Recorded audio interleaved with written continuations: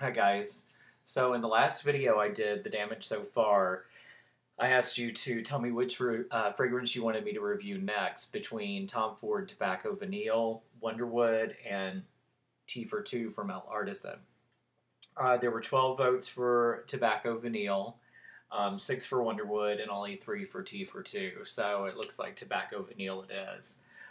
This is one of my favorite fragrances. It's like in my top two. And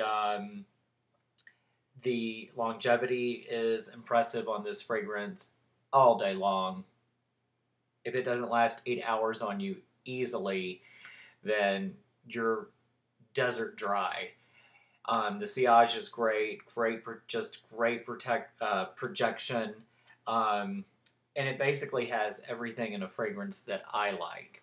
So the notes are as follows. We have creamy tonka bean, tobacco flower, vanilla, and coca. And it has a dry fruit accord and sweet wood sap. So, love everything about that. It just does so well on me.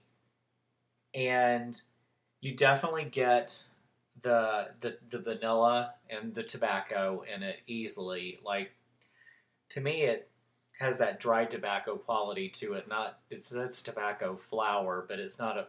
To me, it's not that floral, and I'm not getting anything on the dried fruit accord, which is fine. And I don't really notice the sap either. But it's kind of like a sweet and a little bit spicy fragrance, and um, like I said, it just stays on so well. And then somebody asked me, though, it is an eau de parfum, if it was worth the money. Well, I did a split with Will because I wasn't interested in paying $190 for the 1.7. The 3.4 is 260 and the 8.4 ounce is 465. I would like for this fragrance to be priced maybe a little bit closer to 150. I tell you what, 190 is absolutely the most I think it should cost. Oof. It's sad that you have to pay that much for a fragrance these days to get it to stay on all day long for the most part. Um, you know, and this fragrance, I've not seen it anywhere discounted. It's pretty much high end only.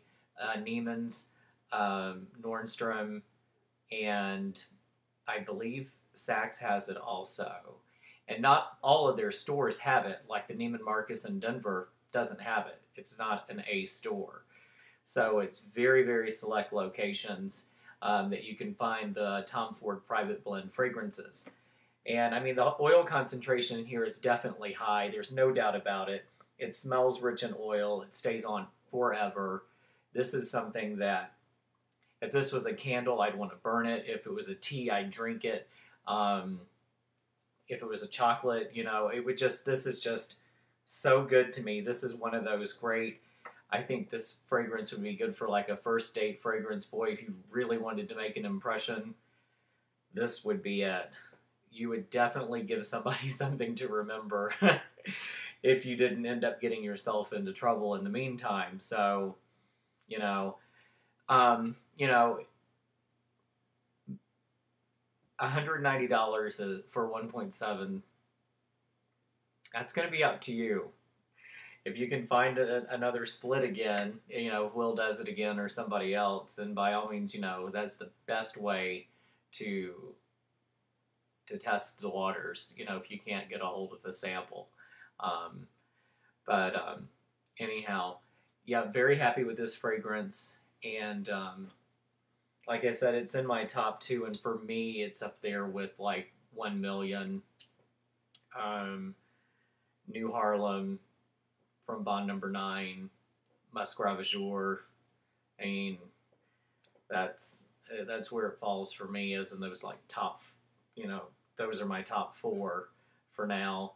So I'm trying to think if there's anything else I can tell you about it other than, I know the price is probably a lot for some people to take in, but and I don't care for Tom Ford's mainline fragrances. So his original one for men, I'm not a fan of, and Grey Vetiver, I'm not a fan of. But if you do like vetiver, that is a very good smelling vetiver. It's one of the best ones I've smelled, and I've not smelled a lot of them. So, I mean, I've smelled like 4 vetivers that were in fragrance, um, and I think it's a good quality vetiver. It's an eau de parfum for men, but I'm just not a fan of that much vetiver in the dry down for me. Um, Now, the Black Orchid for women is a great fragrance, and that's a fragrance that should have been marketed to men as well as women. Um, Very bold, spicy number, and it's floral too. Um, that one's good, but his 2 men's fragrances, I'm just not a fan of those. But these private blend fragrances have got it going on. There's a couple more I want to check out, but I've been reluctant to try and get samples of them because I'm afraid I'm going to like them. And I really, don't want to like them that quickly, not for the price. So anyhow, but that's my opinion, my feelings on tobacco vanille. If you like a bold, um, sweet, kind of spicy scent, this is a great one. If a cigar smelled this good, I would smoke it.